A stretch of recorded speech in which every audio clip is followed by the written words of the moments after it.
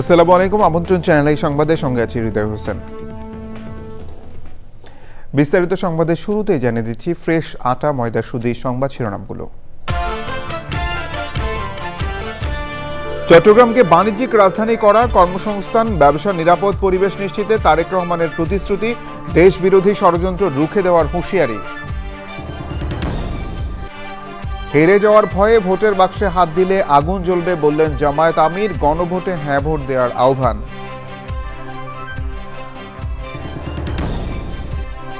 অভিযোগ পাল্টা অভিযোগের মধ্য দিয়ে জাতীয় নির্বাচন ঘিরে চলছে জমজমাট প্রচার, ভোটারদের দ্বারে দ্বারে প্রার্থীদের নানা প্রতিশ্রুতি। এবং চলে গেলেন বিবিসির কিংবদন্তি সম্প্রচার সাংবাদিক স্যার মার্ক টালি, বিবিসিতে ৭১-এর সেই কণ্ঠ, ইতিহাসে চিরদিন বেঁচে থাকবে মন্তব্য।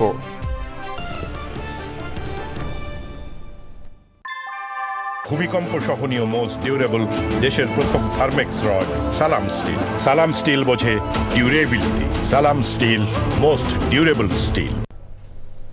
সংবাদ শিরোনামগুলো জানাচ্ছিলাম। এখনকার এই সংবাদ আয়োজন একই সঙ্গে চ্যানেলের ইউটিউব চ্যানেল এবং চ্যানেল আয়ের ওটিটি প্ল্যাটফর্ম আই স্ক্রিনে লাইভ স্ট্রিম হচ্ছে।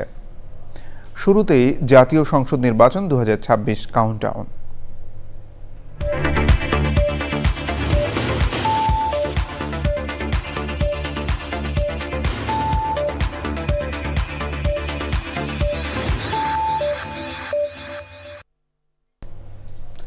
চট্টগ্রাম ও ফেনীর জনসভা শেষে কুমিল্লার ১৪ গ্রামে জনসভায় অংশ নিয়েছেন বিএনপি চেয়ারম্যান তারেক রহমান। সেখানে আছেন আক্তার হোসেন, আমরা সরাসরি যোগাযোগ করছি তার সাথে।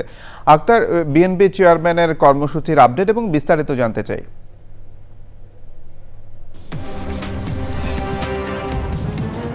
বিএনপি চেয়ারম্যান তারেক রহমান ইতিমধ্যেই কিন্তু ফেনী এবং কুমিল্লার ১৪ গ্রামের জনসভা শেষ করে তিনি এখন কুমিল্লার আরও একটি স্পট রয়েছে, যেটি কুমিল্লা জেলা দক্ষিণ বিএনপির আয়োজনে এই একটি নির্বাচনী জনসভা অনুষ্ঠিত হচ্ছে। এটি হচ্ছে সোহাগাজী ডিগবাজি মাঠ বলা হয়। আপনি দেখতে পাচ্ছেন আমার পেছনে বিপুল সংখ্যক নেতাকর্মীদের কিন্তু উপস্থিত রয়েছে। পুরো মাঠ আমরা দেখতে পাচ্ছি কানায় কানায় পূর্ণ হয়ে আছে নেতাকর্মীদের, এবং সেই মাঠ ছাপিয়ে আশেপাশের সড়কেও কিন্তু বিস্তৃত হয়েছে এই নেতাকর্মীদের সমাগম। তবে আর পথে পথে আসলে নেতাকর্মীদের দীর্ঘ চাপ কিংবা গাড়ি বহরটি পৌঁছতে কিছুটা বিলম্বিতই হতে হচ্ছে।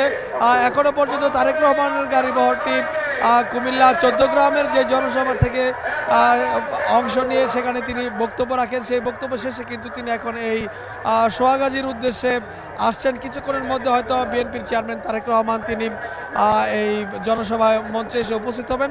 কিন্তু এছাড়া আমরা দেখতে পেয়েছি কিন্তু বিকাল থেকেই নেতাকর্মীরা তারা এই মাঠ কেন্দ্রিক এসে উপস্থিত হয়েছে। আপনি জানেন যে কুমিল্লার প্রায় ১১টি উপজেলা রয়েছে, অনেকগুলো আসনের এবং পার্শ্ববর্তী চাঁদপুর জেলারও ৫টি আসনের নেতাকর্মীরাও কিন্তু এখানে এসেছেন এই জনসভায় অংশ নেওয়ার জন্য। বিশেষ করে তারেক রহমান দীর্ঘ ১৭ বছর তিনি প্রবাস জীবনে তিনি থাকার পরে যখন দেশে এসেছেন, নেতাকর্মীদের মধ্যে অনেকটা উজ্জীবনী শক্তি ফিরে এসেছে, এবং এই নির্বাচনী প্রচারে যখন তিনি নেমেছেন আমরা দেখেছি নেতাকর্মীর যে বাঁধ ভাঙা উচ্ছ্বাস, তারা বলছেন যে এই বাঁধ ভাঙা উচ্ছ্বাস এবং এই উচ্ছ্বাসের জোয়ারে আগামী নির্বাচনী বৈতরণী তারা পার করবেন।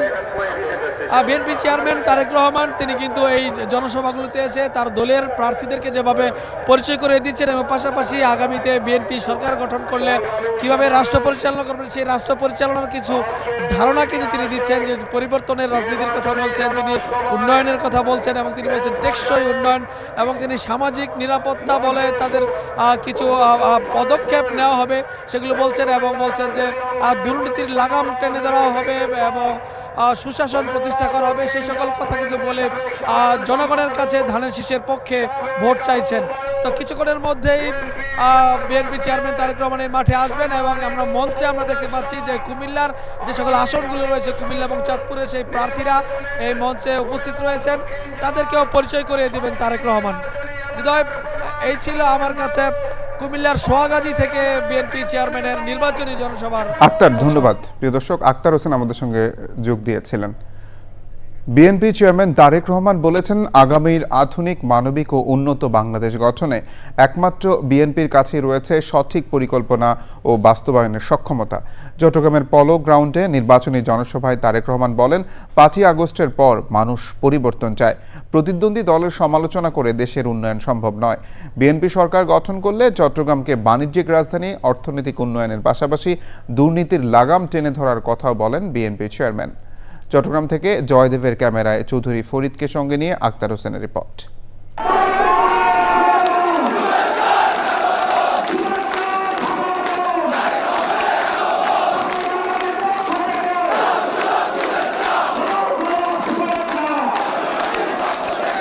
নির্বাচনী প্রচারণায় তারেক রহমানের চট্টগ্রাম সফরের দ্বিতীয় দিনে বিএনপি নেতাকর্মীদের পদচারণায় জনসমুদ্র ঐতিহাসিক পলো গ্রাউন্ড ময়দান ও এর আশপাশের এলাকা।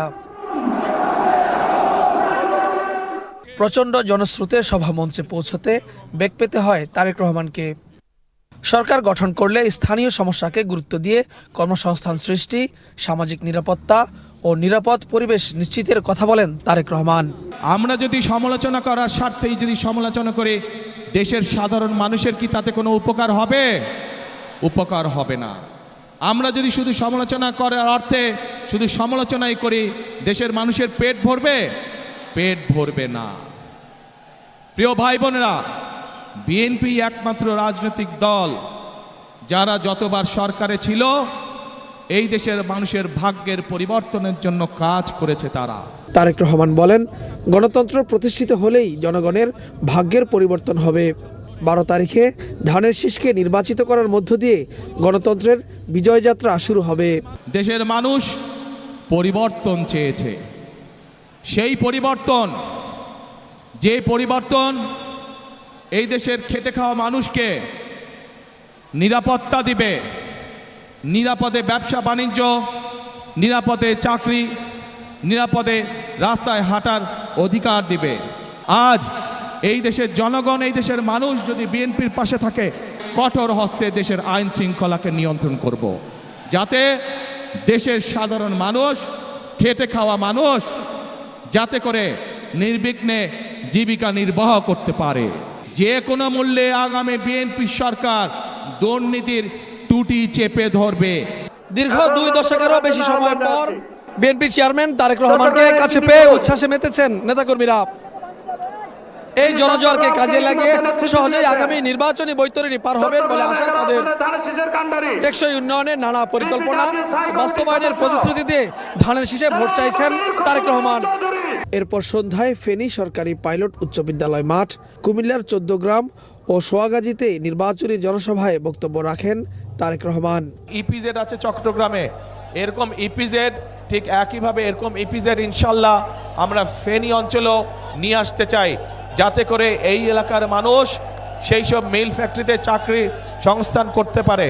জনগণের ভাগ্যের পরিবর্তন তখনই করতে পারবে যখন আমরা এই যে দুর্নীতির লাগাম টেনে ধরতে পারবো, তখনই আমরা এইসব পরিকল্পনা বাস্তবায়ন করতে পারবো। এবং এই সকল পরিকল্পনা বাস্তবায়ন করতে হলে জনগণের জন্য আইন শৃঙ্খলা ব্যবস্থা কঠোর হস্তে নিয়ন্ত্রণ করতে হলে, দুর্নীতির লাগাম টেনে ধরতে হলে, প্রিয় ভাই বোনেরা, আপনাদেরকে আগামী 12 তারিখে ধানের শীষকে নির্বাচিত করতে হবে। সেখানে বিএনপির মনোনীত ধানের শীষের প্রার্থীদের পরিচয় করিয়ে দেন তারেক রহমান। এই এলাকার সমস্যার সমাধানের জন্য আমরা কাজগুলো শুরু করব। আমাদেরকে দেশকে গড়তে হবে। Akhtar Hossain, channel I, Comilla. তাহলে আমাদের ভবিষ্যৎ। জামায়াত ইসলামের আমির ডাক্তার শফিকুর রহমান বলেছেন, কেউ হেরে যাওয়ার ভয়ে ভোট বাক্সে হাত দিলে আগুন জ্বলবে। রাজধানীর যাত্রাবাড়িতে নির্বাচনী জনসভায় চাঁদাবাজদের প্রত্যাখ্যানের আহ্বান জানান তিনি। 12ই ফেব্রুয়ারি গণভোটে হ্যাঁ ভোট দেওয়ারও আহ্বান জানান জামায়াতের আমির। শাকির আদনানের রিপোর্ট। সকালে রাজধানীর যাত্রাবাড়ির কাজলা ব্রিজে ঢাকা 4 ও ঢাকা 5 সংসদীয় এলাকায় নির্বাচনী জনসভা করে জামায়াতে ইসলামী। প্রধান অতিথির বক্তব্যে জামায়াতের আমির ডাক্তার শফিকুর রহমান বলেন, ফ্যাসিবাদ যেন আর ফিরে আসতে না পারে সেজন্য গণভোটে হ্যাঁ ভোট দিতে হবে। মানবিক ও দুর্নীতিমুক্ত দেশ গড়ার প্রত্যয়ের কথা জানান তিনি। প্রত্যেকটি ঘরে ঘরে জনে জনে হায়ের আওয়াজ তুলতে হবে ইনশাআল্লাহ। আমাদের সন্তানেরা তারই আওয়াজ দিয়ে গেছে, উই ওয়ান্ট জাস্টিস। সেই ন্যায় বিচারের জন্যই হয়, শহীদদের রক্তের প্রতি সম্মান দেখানোর জন্য হয়, জুলাই যোদ্ধাদের প্রতি সম্মান দেখানোর জন্য হয়, 47, 71, 24 যারা লড়াই করেছেন তাদের প্রতি সম্মান দেখানোর নাম হচ্ছে হক। জামায়াত আমির বলেন, নতুন এক পেশার জন্ম হয়েছে চাঁদাবাজি। যারা চাঁদাবাজি করে তাদের প্রত্যাখ্যানের আহ্বান জানান তিনি। আমরা বাংলাদেশে পরিবর্তন চাই, আমরা মানবিক রাজনীতি চাই, দুর্নীতি মুক্ত বাংলাদেশ চাই, ফ্যাসিবাদের ছায়া মুক্ত বাংলাদেশ চাই, আধিপত্যবাদ মুক্ত বাংলাদেশ চাই। হেরে যাওয়ার ভয়ে কেউ ভোট বাক্সে হাত দিলে তা প্রতিরোধ করা হবে বলে হুঁশিয়ার করেন ডাক্তার শফিকুর রহমান। ক্ষমতায় গেলে নারীদের সর্বোচ্চ সম্মানের জায়গা তৈরি করে দেয়া হবে বলে জানান তিনি। জুলাই গণঅভ্যুত্থানে যাত্রাবাড়ির বড় অবদান ছিল মন্তব্য করে তিনি বলেন, ওই এলাকাকে অগ্রাধিকার দেয়া হবে। এই জায়গার ঋণই আমরা পরিশোধ করব সবার আগে। আপনারা যে সমস্যাগুলোর কথা বলেছেন, আলহামদুলিল্লাহ আপনারা এগুলা তুলে রাখেন। আল্লাহ যদি আমাদেরকে সুযোগ দেন, আমরা কথা দিচ্ছি, আমাদের দুয়ারে দুয়ারে আর অফিস আদালতে আপনাদেরকে ঘুরতে হবে না ইনশাআল্লাহ। পরে গ্যান্ডারিয়ার ধূপখোলা মাঠে ঢাকা 6 ও বকশীবাজারের আলিয়া মাদ্রাসা মাঠে ঢাকা 7 আসনে নির্বাচনী জনসভার আয়োজন করে জামায়াতে ইসলামী। সে সময় অংশ নেন 11 দলীয় জোটের নেতারা। Shakir Adnan, channel I, Dhaka. দেশে হিন্দু, বৌদ্ধ সহ অন্যান্য ধর্মের মানুষ আছে। ধর্ম টেনে আনলে পক্ষপাতিত্ব হয়ে যাবে। রাজনীতিতে ধর্মের ব্যবহার ঠিক নয় বলে মন্তব্য করেছেন বিএনপি মহাসচিব মির্জা ফখরুল ইসলাম আলমগীর। রোববার দুপুরে ঠাকুরগাঁওয়ের সালন্দর ইউনিয়নের বরুণাগাঁও দাখিল মাদ্রাসা মাঠে নির্বাচনী গণসংযোগে এসব মন্তব্য করেন তিনি।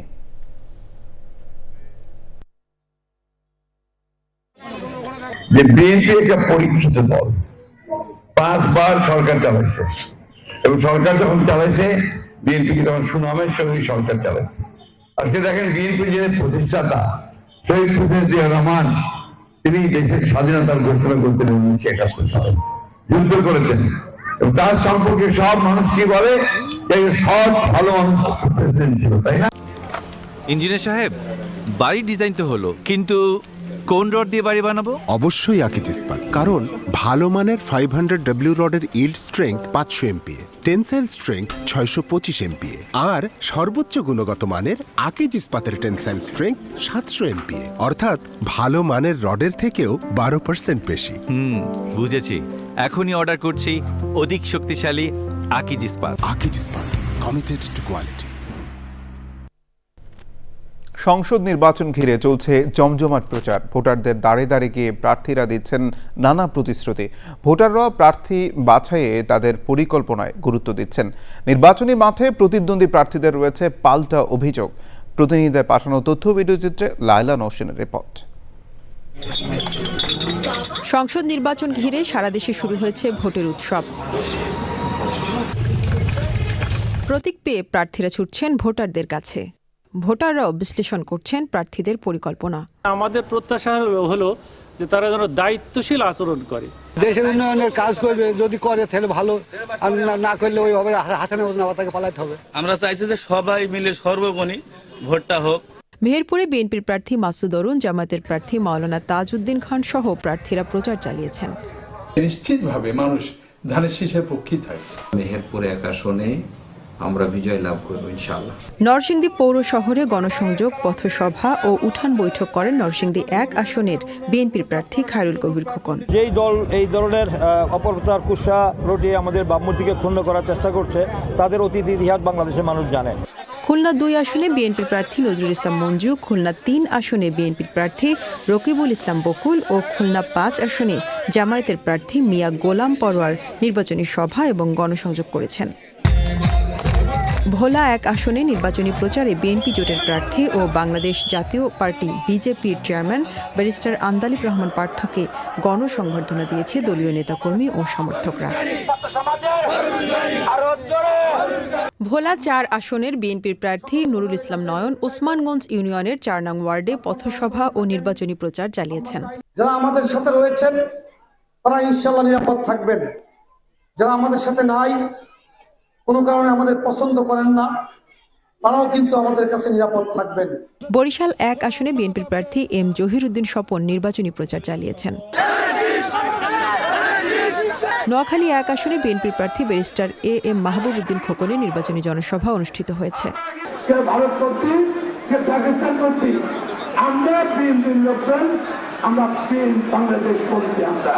গাজীপুর 1 আসনকে টেকসই পরিবেশ বান্ধব নগরী হিসেবে গড়ার প্রতিশ্রুতি দিয়ে পথসভা করেছেন বিএনপির প্রার্থী সাবেক মেয়র মুজিবুর রহমান। পরিবেশ বান্ধব একটা সুন্দর নগরী গড়ব। চাঁদপুরের কচুয়ার সাচার নয়াকান্দি এলাকায় ধানের শীষ প্রতীকে ভোট চেয়ে পথসভা করেছেন সাবেক শিক্ষা প্রতিমন্ত্রী ও বিএনপির আন্তর্জাতিক বিষয়ক সম্পাদক ডক্টর আ নওমা এহসানুল হক মিলন। ব্রাহ্মণবাড়িয়া 2 আসনে জাতীয় পার্টির প্রার্থী জিয়াউল হক মৃধা জনসভা করেছেন। রাজশাহীতে প্রচার চালিয়েছেন বিভিন্ন দলের প্রার্থীরা।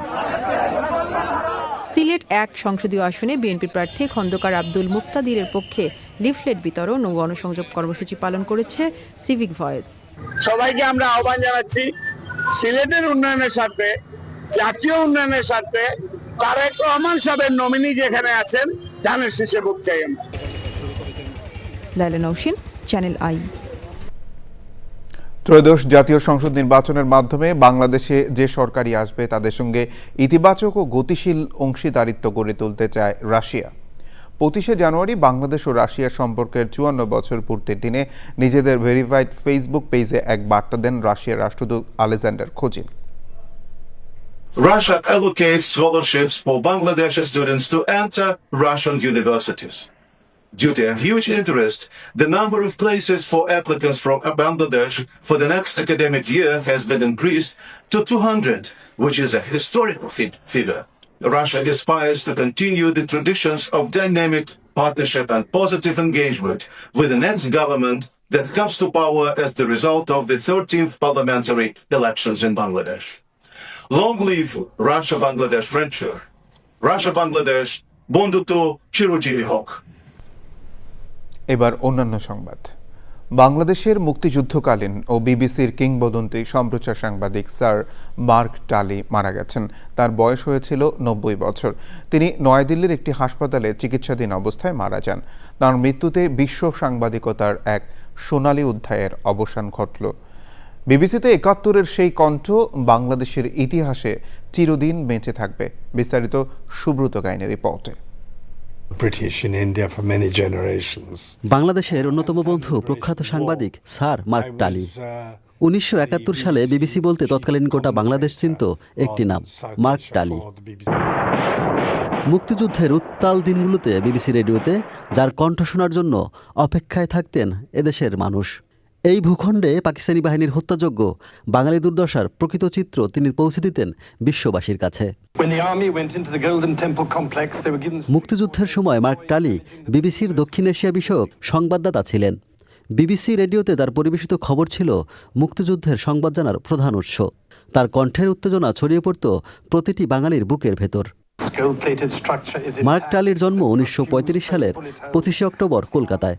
ইংরেজ পরিবারে জন্ম হলেও তার নারীর বাঁধন ছিল বাংলায়। অসংখ্য ইতিহাসের সাক্ষী মার্ক টালি ছিলেন একটি প্রতিষ্ঠান। মুক্তিযুদ্ধে সহযোগিতার মাধ্যমে স্বাধীনতা অর্জনে ভূমিকা রাখায় 2012 সালে মুক্তিযুদ্ধ মৈত্রী সম্মাননা পান মার্ক টালি। আজ তিনি নেই, কিন্তু 71-এর বিবিসি সেই কণ্ঠ বাংলাদেশের ইতিহাসে চিরদিন বেঁচে থাকবে। Subrata Gain, channel I. সংবাদের এই পর্যায়ে বিরতি নিচ্ছি, আর বিরতির পর জানিয়ে ফিরছি। বিরতির পর আবারও আমন্ত্রণ চ্যানেল আই সংবাদে। আন্তর্জাতিক সংবাদ।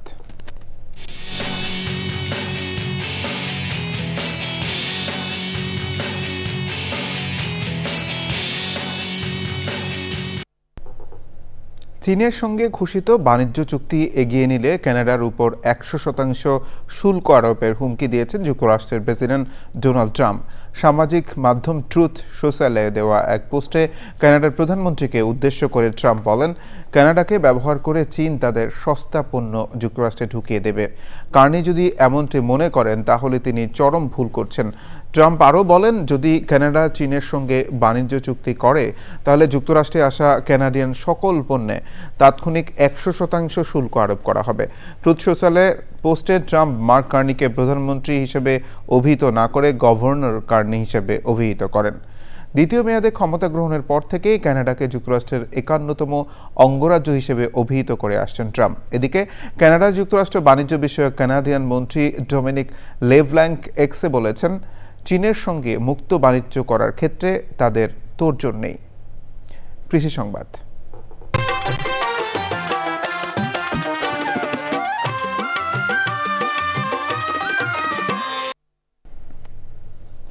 বাজারে ভোজ্য তেলের দাম ক্রমাগত বাড়তে থাকায় শরীয়তপুরে উন্নত জাতের তেল ফসলের আবাদ বৃদ্ধি পাচ্ছে। এই অঞ্চলের জমি সরিষা আবাদের উপযোগী হওয়ায় বেড়েছে উন্নত জাতের সরিষার চাষ। 5 বছরে শরীয়তপুরে 3500 হেক্টর জমিতে সরিষার আবাদ বেড়েছে। প্রকৃতি সংবাদ।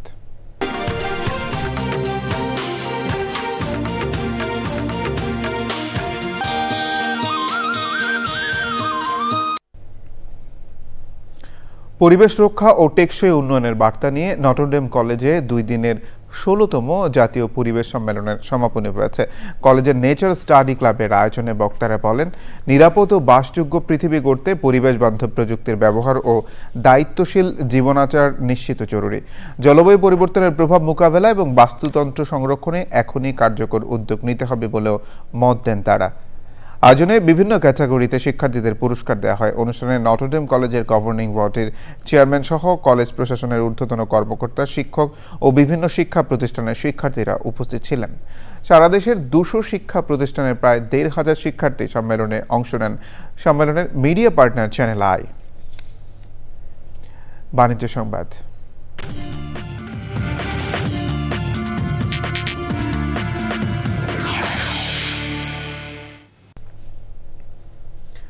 আসন্ন রমজানে বাজারে পণ্যমূল্য বাড়ার কোনো কারণ নেই বলে মন্তব্য করেছেন বাণিজ্য উপদেষ্টা শেখ বশির উদ্দিন। দ্রব্যমূল্য ও বাজার পরিস্থিতি পর্যালোচনা বিষয়ক টাস্ক ফোর্স কমিটির বৈঠক শেষে উপদেষ্টা সাংবাদিকদের বলেন, বাজার স্থিতিশীল থেকে নিম্নগামী।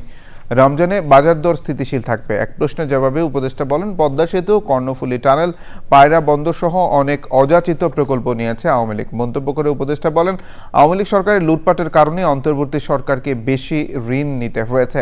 পদ্মা সেতু হলে 2% প্রবৃদ্ধি হবে বলা হয়েছিল, কিন্তু তা হয়নি। সংবাদে আবারও বিরতি নিচ্ছি, আর বিরতির পর জানিয়ে ফিরছি।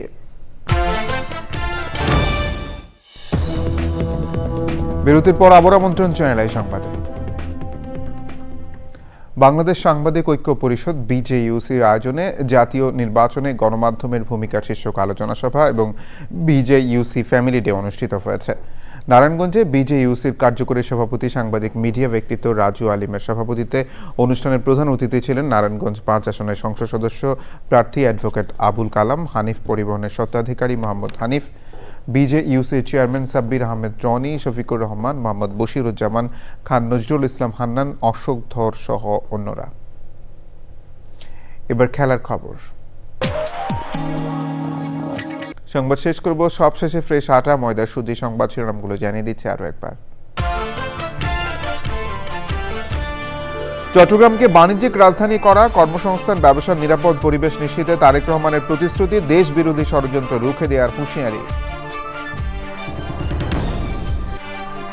হেরে যাওয়ার ভয়ে ভোটের বাক্সে হাত দিলে আগুন জ্বলবে বললেন জামায়াত আমির, গণভোটে হ্যাঁ ভোট দেওয়ার আহ্বান।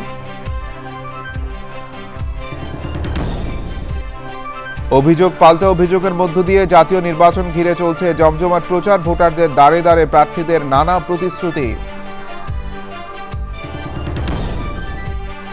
এবং চলে গেলেন বিবিসির কিংবদন্তি সম্প্রচার সাংবাদিক স্যার মার্ক টালি। বিবিসিতে 71-এর সেই কণ্ঠ ইতিহাসে চিরদিন বেঁচে থাকবে মন্তব্য। এই ছিল সংবাদ আয়োজন। ধন্যবাদ সবাইকে।